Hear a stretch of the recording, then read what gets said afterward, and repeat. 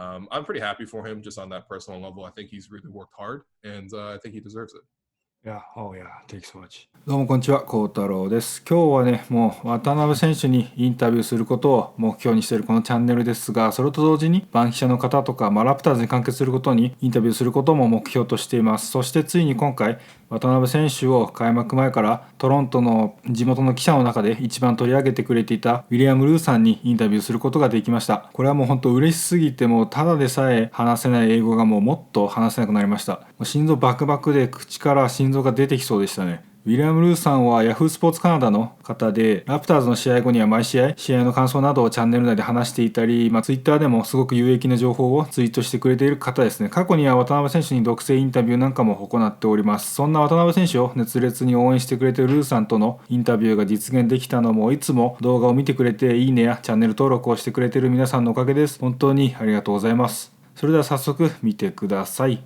Hello William, how are you?I'm doing well. Thanks for having me on your show. Oh yeah, thank you for your time. I'm very appreciating you always interview to the Yuta as a Canadian media every single time, and you are the only one except Japanese reporter. So I'm very thank you. Yeah, well, I mean, I appreciate the recognition. I think. It was very funny because I think when he first signed with the Raptors, like he did his introductory press conference. This is last December, and I don't think anyone really knew anything about him. And it was very odd when we did the media call. It's in a Zoom call, and you could see like the people who have their hands up. That's how they take the questions. You put your hand up in the Zoom call, and it was only from Japanese reporters. Nobody who was speaking in English wanted to ask anything, and I thought it was rude. Like if you sign any other player, you would try to ask them some questions, even if you don't know him. Maybe you can ask some questions to get to know him. So I think that relationship started just in that first ever Raptors interview he did, because I think I asked him like 3 questions in English, and then he immediately took lots of questions in Japanese as well. But yeah. I just thought that would be polite, but I mean, in getting to know him too, he's been very fun to talk to. He's a very polite guy. Yeah. Okay. Yeah. Thanks so much. So, okay, I want to interview to you about Yuta's new contract to Japanese fans. So, like, about what was your first reaction and more. So, is it okay? Yeah, sounds good. Okay. So, first, what was your first reaction? Did you sleep at that time? I was asleep at the time, yeah. Unfortunately, I think it was like 9 a.m. But yeah, I think it was, my first reaction was, I think he deserved it. I was kind of expecting it to happen all season. That's the nature of the two-way contract, is that, eventually if they stay on the team and they play like Yuta does, he should get rewarded for that, right? I mean, 10 days, like really only half a contract, right? And he didn't really spend any time in the G League this year. The Raptors really needed him, and he played some pretty important moments. And I think in the last 2-3 weeks, he's had some pretty good performances. He's starting to score now, which before he was obviously defending very well, but he's starting to score. He had a career high 14, and then he had a career high 21. And I thought he deserved it pretty much from, after he made training camp. I thought he would, if he just showed a little bit more improvement with the scoring, he would get signed, and he got signed. So I'm very happy for him. I think it's a good deal for the Raptors. It's a good deal for Yuta as well, because I think it gives him a pretty good chance to be in the NBA next season with the Raptors. So I'm pretty happy for him just on that personal level. I think he's really worked hard, and I think he deserves it. Yeah. Oh yeah. Thanks so much. How do you think what people reaction when he coming to play this diversity city in Toronto? Like so many immigrants like me, and the city has biggest Asian community. So how will he make impact in the city, Toronto? I think it's hard to say until he gets here, but I do think that he's been very open to to people and speaking about his experiences. I've read stories about him, in Memphis, for example, and they had like a community event in Memphis for Japanese fans locally, and I didn't really know there were that many Japanese people in Memphis, right? You don't really envision that when you think about Memphis, but I think probably similar events will take place in Toronto. The Raptors have done many cultural heritage nights for players, just off the top of my mind, I know Luka Doncic was in Toronto the last time the Raptors played in Toronto, and they had a Slovenian national night for him. I remember Italian national nights, Greek national nights. I think when Jeremy Lin came, when he was with the Knicks, there were some nights as well. So I imagine there would be some cultural events as well for him. But I think it's great. I think it's reflective of Toronto as a city. You're an immigrant here. I'm an immigrant here. There is a huge Asian population here. And I think that of late, we've been very spoiled. We got Jeremy Lin, we got Yuta. I'm excited to see who we get next because it seems like we're going in that direction. But it'd be great. I think it'll be fun. I actually don't know that many Japanese people here in Toronto. I think there's a lot more I feel like there's a lot of Chinese, a lot of Koreans for sure. A lot of Vietnamese people, Filipinos. But I don't know as many Japanese people in Toronto. But I think it's great. I think we can all celebrate Yuta, and I think we've all sort of embraced him as just an Asian player in the Raptors. We're all sharing him at the moment, I think. Thanks so much. So next question is, what's your prediction about his stats this season? It's hard to say. Let me actually look up his stats because I actually never look at his specific numbers because they're kind of low. But let me just quickly look them up. So I think for the rest of the season, his numbers will probably stay a little bit similar. I think his scoring is probably going to increase a little bit just because I think he's taking more shots now than he was before. I think before he was always very focused on passing to the next guy, being unselfish. And I think that was almost hurting the team as a bit, and definitely hurting himself as a player just because there are open opportunities for him that he was passing up. And it's not like the Raptors had that many other players on the bench who were very prolific scorers, right? They don't actually have that much scoring talent. So what they need is everybody to contribute and everyone to take open shots when they're there.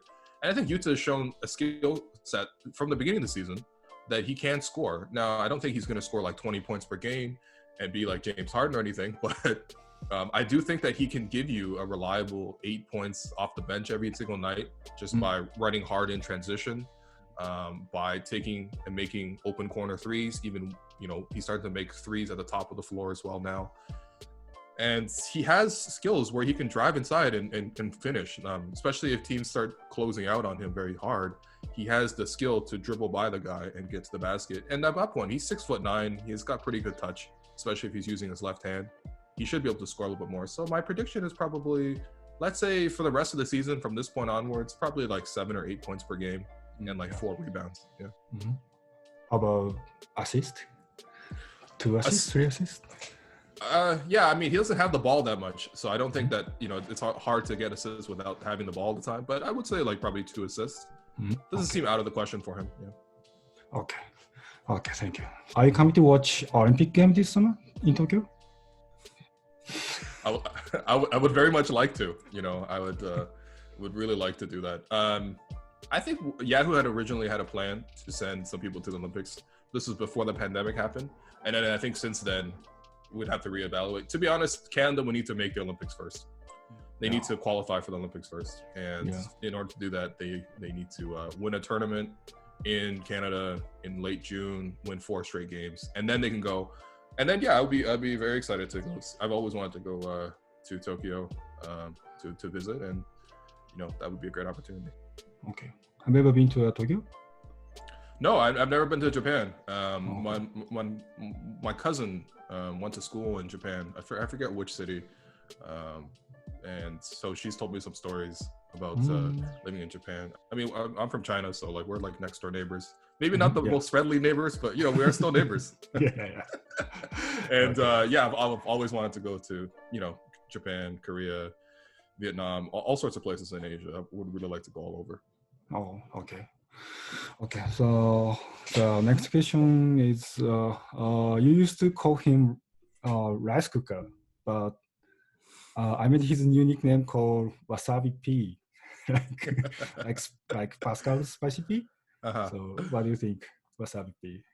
I like Wasabi P. It's pretty good. It's a pretty clever nickname. The rice cooker nickname came from, so the Raptors answered some questions in preseason because they were moving from Toronto to Tampa, and they were asking questions like, what's one thing you could take with you to Tampa, and Yuta's answer was very funny because everyone else was like, PlayStation, my shoes or my clothes or whatever, and Yuta said rice cooker, which I think for Asians, like this is like such a common thing we can all relate to. Like this is like one of the most biggest necessities of life. I think when we immigrated from China to Toronto, like I think we probably brought a rice cooker with us because how else would you survive? So that was a great nickname. Plus, the cooker kind of thing, like in basketball, when you're cooking and stuff like that. Oh, yeah.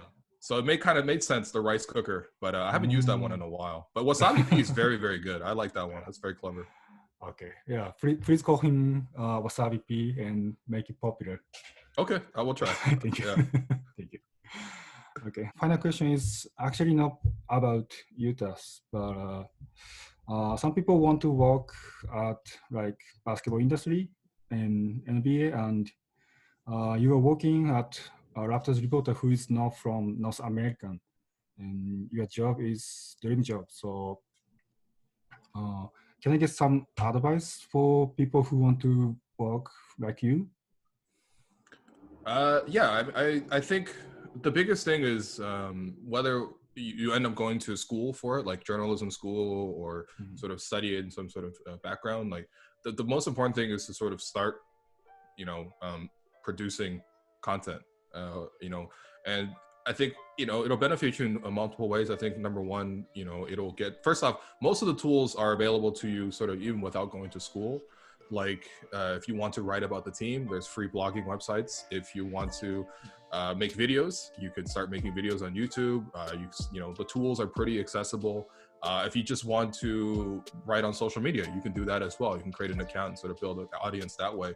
And I think that there's not one specific way to get into the industry, to be honest. For me, like I didn't go to school to do this, and I don't have a writing background even, but I just basically took it on as a hobby. And I think eventually if you put enough content out there, some people will notice if it's good, and then you will have more opportunities. And then once you have the opportunity, it's really just about sort of approaching your job every single day with lots of enthusiasm, with lots of curiosity, but also with the same mentality of continuing to grow, like, expand your skill set all the time. And yeah, I think if you want to start somewhere in particular, I think right now my advice would be probably focusing on one specific topic, whether that's one specific team that you're following or even one specific player that you're following. If you make a lot of content about that person and that team, you can get a level of insight and specificity that I don't think that a lot of other people who are trying to cover the league or the sport or even just sports in general can have. And I think that might be your advantage. But of course, you'd have to pick a very smart player. Like picking Yuta, for example, would be great because you could pick up lots of Japanese fans, right? So just be smart about how you do it as well. And yeah, I mean, to be honest, there's no guarantee, just like anything else in life. And this industry is very exclusive, but I do think it's really, really fun. And I wish a lot of other people had the opportunity to do the job that I do. Right now, my dream is I want to interview to Yuta maybe next season. So yeah, I hope to make it next year. Do you have any question to me? Oh yeah. So you're living in Toronto and stuff. What brought you to Toronto? Sorry? What brought you to Toronto? Because I love Raptors. Oh. Yeah. Oh wow. Yeah. So were you a fan of the Raptors before Yuta or no? Yeah, before Yuta. Yeah. Oh, okay, cool. Yeah. What time did you become a fan? 2016 because yeah. Okay, I came here in 2016, so yeah. That's cool. Great. Yeah. Okay. Thank you. All right. Thank you. Thanks for having me. Yeah. Let's keep in touch. Yeah. Thank you so much. All right. You have my number. All right. Thanks, man. Thank you.